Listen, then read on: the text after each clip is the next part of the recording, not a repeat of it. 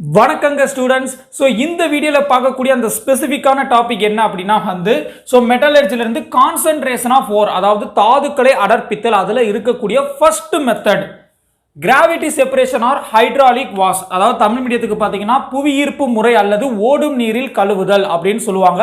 So இந்த method மூலியமாக நம்ம என்ன பண்ண போகிறோம், அழுக்கு நிறைஞ்ச ஒரு தாதுக்களை அதோட அழுக்குகளை நீக்க போகிறோம். அதாவது கேங் பார்ட்டிகிள்ஸோட இருக்கிற ஒரு ஓர்ஸை கேங் பார்ட்டிகிள்ஸை நம்ம ரிமூவ் பண்ண போகிறோம், டஸ்ட்டை ரிமூவ் பண்ண போகிறோம். அவ்வளோதான். இதில் என்ன மாதிரியான ஓர்ஸ் எல்லாமே யூஸ் பண்ணலாம்னு பார்த்தீங்கன்னா மேஜராக gold type of ores use பண்ணலாம். அதுக்கப்புறம் ஹேமடைட், டின்ஸ்டோன். ஸோ ஹேமடைட்டில் பார்த்தீங்கன்னா அயான் ஆக்சைடு இருக்கு, டின்ஸ்டோன் அப்படிங்கிறது டின் ஆக்சைடு. ஸோ இது நம்ம யூஸ் பண்ணலாம் அப்படிங்கிறாங்க.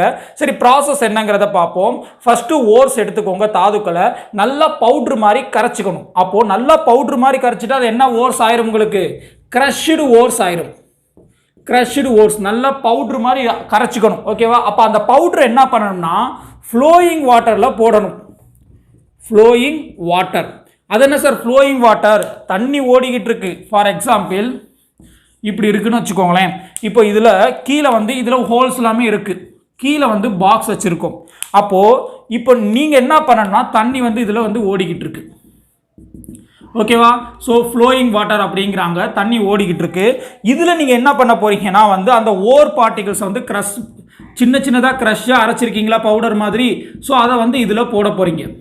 கரெக்டா? ஸோ அதை இதில் என்ன பண்ண போறீங்க, கொட்ட போறீங்க. அப்போது ரெண்டு விதமான பார்ட்டிகல்ஸ் இதில் இருக்கும். ஒன்று வெயிட் கம்மியாக இருக்கிற டஸ்ட் பார்ட்டிகல்ஸ், கேங்க்யூ பார்ட்டிகல்ஸ் இருக்கும். மேலே பார்த்தீங்கன்னா உங்களுக்கு கேங்க்யூ பார்ட்டிகல்ஸ், கனிம கழிவு, வெயிட்லெஸ். இது வெயிட் எப்படி இருக்கும், வெயிட்லெஸ்ஸாக இருக்கும், இல்லைனா லைட் வெயிட்டாக இருக்கும், ரொம்ப ரொம்ப லைட் வெயிட்டாக இருக்கும். இன்னொன்று பார்த்தீங்கன்னா ஓர்ஸ், இது வெயிட். So weight particle. கரெக்டா? ஸோ இந்த ரெண்டு பார்ட்டிகளுமே அதில் இருக்கும். இந்த ஓடுற தண்ணியில் நீங்கள் உங்களோட ஓர்ஸ் பவுடரை போடுற மூலியமாக என்ன ஆகும்னா இந்த வெயிட் பார்ட்டிகிள் எல்லாமே உங்களுக்கு கீழே செட்டில் ஆயிரும்.